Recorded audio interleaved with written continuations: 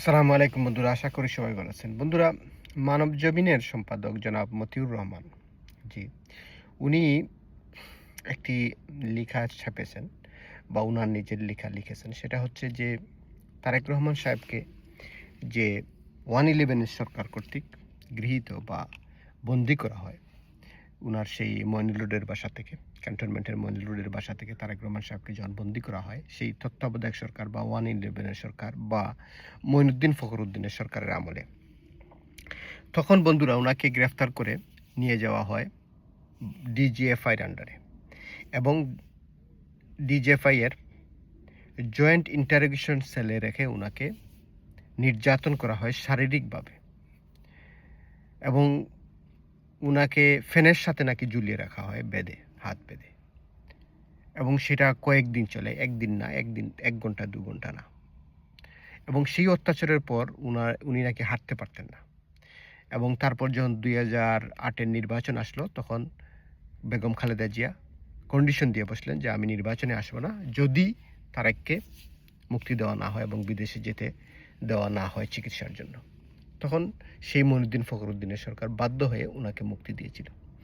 বন্ধুরা, সেই সময় আমাদের মনে আছে যখন তারেক রহমান সাহেবকে গ্রেফতার করে, এবং সেই সময় আমরা সাধারণভাবে মনে করছিলাম যে উনি রাজবন্দী বা রাজনৈতিক ব্যক্তিত্ব বা রাজনৈতিক পার্সোনালিটি যারা, তারা সরকার পরিবর্তন হলে এক ধরনের হয়রানির শিকার হন রাজনৈতিকভাবে।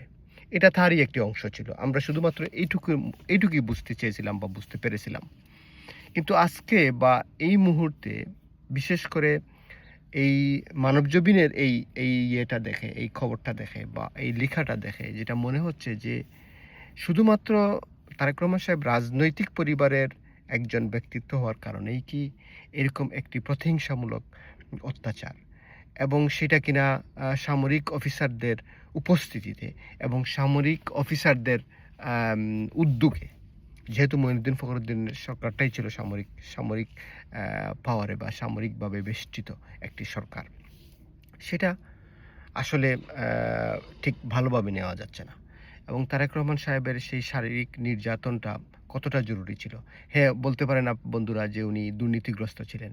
সেই সময় দুর্নীতির কথাটা উঠেছিল বা এটা একটা কমপ্লেইন ছিল, এটা একটা অভিযোগ ছিল উনি দুর্নীতি করেছেন। উনার বন্ধু সেই গিয়াসউদ্দিন আনমান বা আরও অনেকেই।